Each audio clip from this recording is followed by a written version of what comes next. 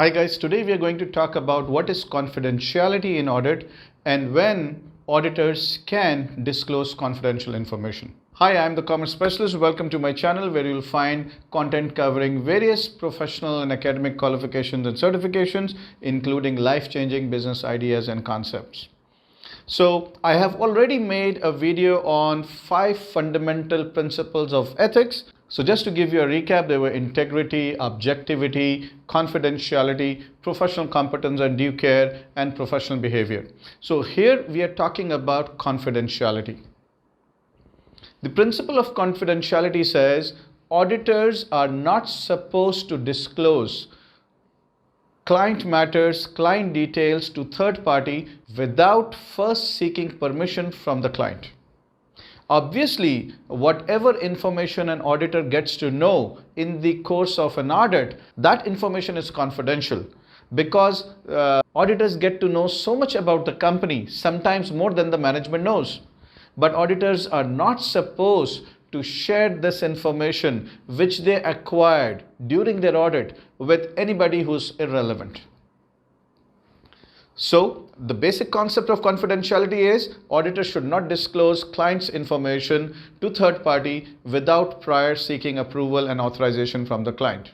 But ladies and gentlemen, there are circumstances under which an auditor may disclose confidential information. These circumstances fall into 2 categories: voluntary disclosure and obligatory disclosure. Let me tell you about voluntary disclosure.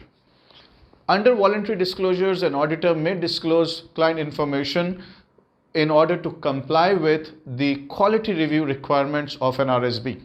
An RSB is a recognized supervisory body. In UK, there are many RSBs. To name a few is Institute of Chartered Accountants of England and Wales, ACCA, Institute of Chartered Accountants of Scotland, so on and so forth. So obviously, those who audit are normally chartered accountants, ACCAs or CPAs. So if you are a professional accountant and you are an auditor, sometimes there are quality review requirements from RSB, recognized supervisory body. For your understanding, ACCA is a RSB. So if I am an ACCA member and I am auditing a client, sometime ACCA may ask me certain details and I have to disclose that to ACCA. Another situation where a member may be asked to disclose information would be there could be a query from an RSB. Like if I'm an ACCA, RSB is ACCA for me. There can be a query from another professional body like AICPA or Institute of Chartered Accountants of Pakistan, Institute of Chartered Accountants of India, and so on and so forth. Or there can be a query from a regulatory body. So in US, the regulatory body is Securities and Exchange Commission. In Pakistan, it is Securities and Exchange Commission of Pakistan. In Oman, it's Capital Market Authority. So if there is a query from a regulatory body, any professional body or an RSB, we are supposed to cooperate. Another situation in which a member may disclose confidential information is to protect his interest in a court proceeding. What if your client has sued you for non-performance, for an inappropriate service, a below quality service? So in those situations, if we are in the court of law, we may produce certain documents to prove that we have done the audit as per international standards on auditing. Sometimes we are also required to disclose information, obviously on a voluntary basis, just to comply with technical professional standards. And last but not least, under voluntary disclosures, sometimes disclosure is necessary if we consider it's in the public interest. We are auditing a PIE, that is public interest entity, a company which is of great importance to many stakeholders.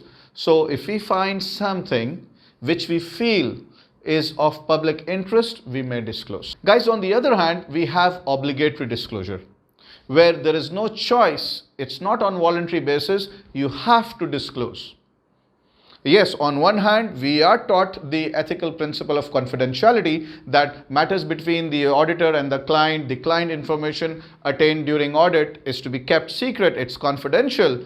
But at the same time, we do have some obligations, which comes under obligatory disclosure. Under obligatory disclosure, we may disclose confidential information to public authorities, especially if we find there is an infringement of law.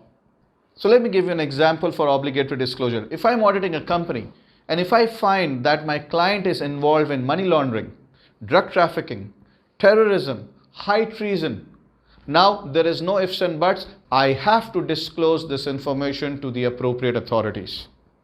So ladies and gentlemen, I hope you have understood. As auditors, we got to be ethically compliant with the fundamental 5 principles of ethics. One of them is confidentiality.